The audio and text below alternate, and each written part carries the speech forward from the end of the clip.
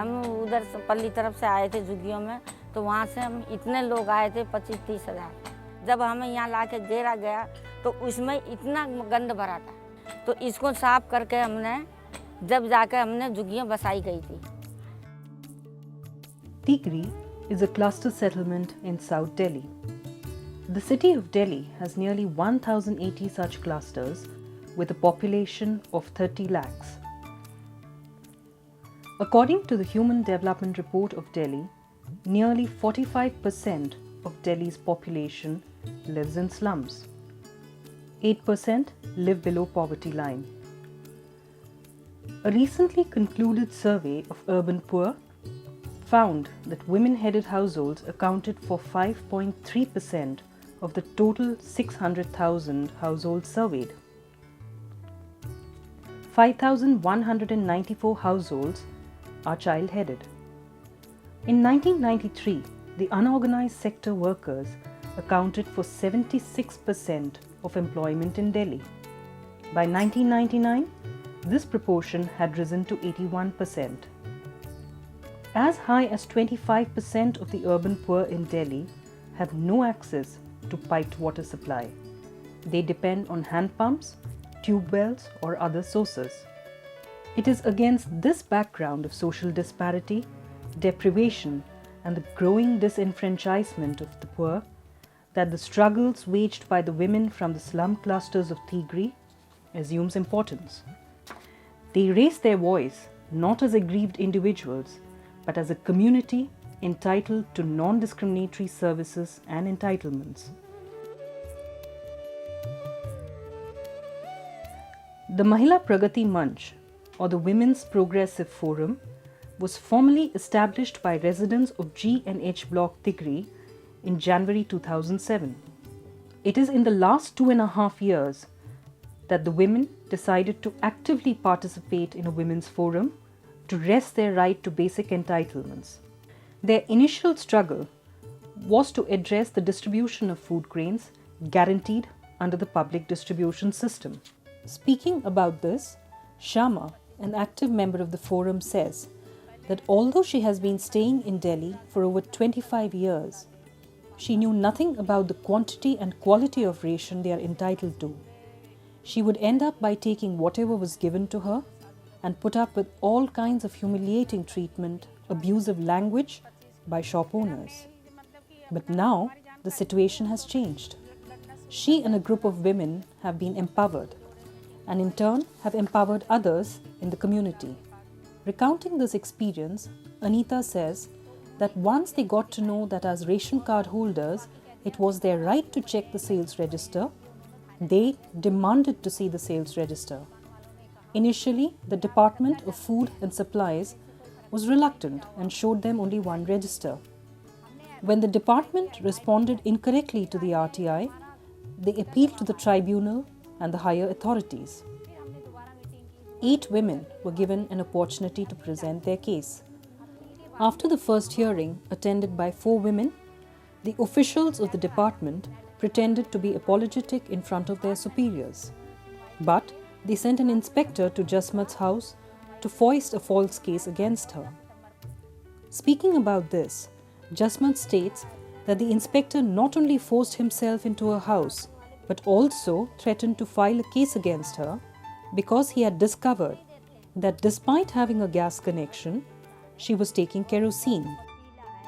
Far from being threatened, Jasmat made it clear that she was no longer frightened by his threats because as an APL card holder, she had enough evidence to prove that she had never been given a legitimate share of kerosene.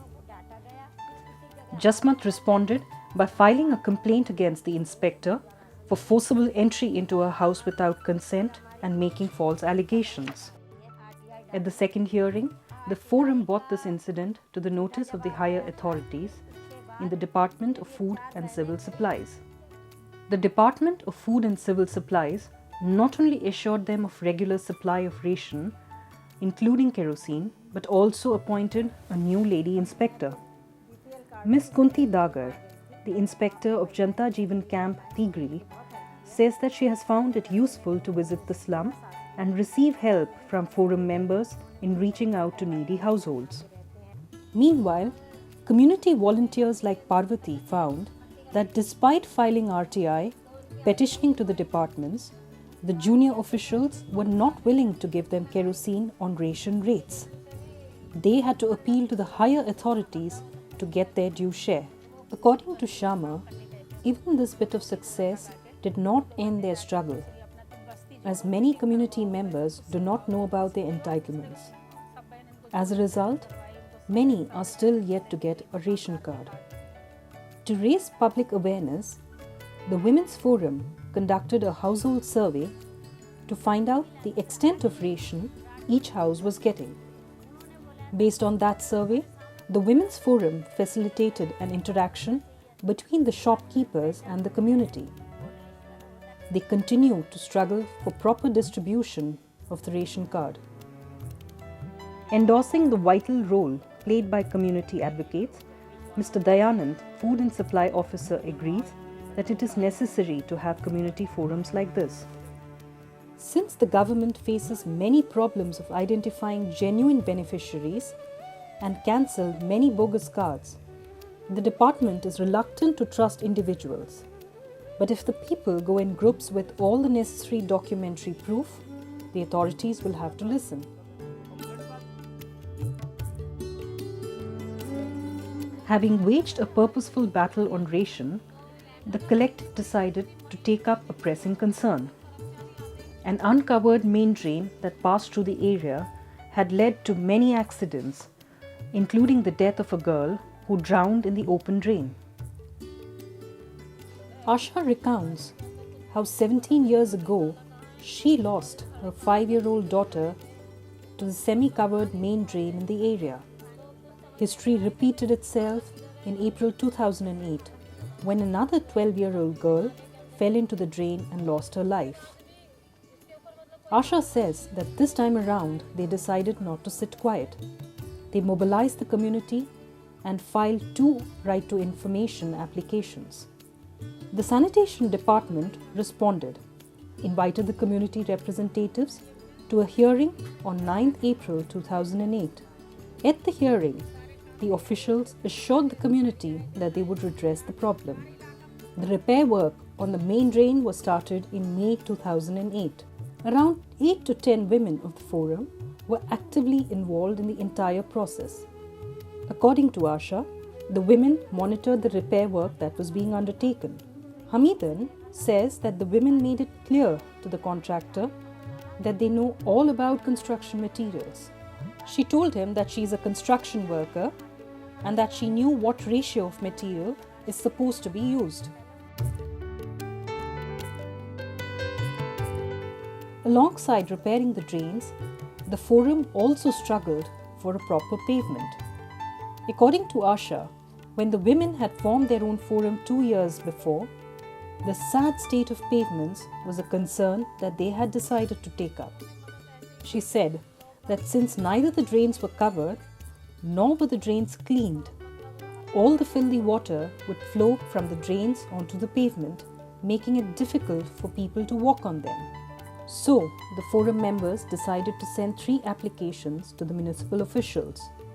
They even wrote one letter to the mayor. But the mayor was not supportive and said that the municipal authorities do not have funds for unauthorized colonies. They then filed 2 right to information applications in January 2008, inquiring as to how many times in the last 5 years had any funds been allocated for the repair of these pavements, and what were the future plans of the municipal authorities.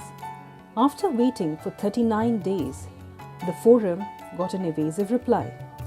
They appealed against it and attended the first hearing on 19th March 2008. By the 9th of April 2008, the Public Information Officer accepted the department's mistake for providing incorrect and evasive replies. The municipal authorities promised to pay a visit to the area to assess the condition of the pavements. They visited Tigri on 15th April 2008. Finally, the repair work on the pavements in Block H began in the month of December 2008.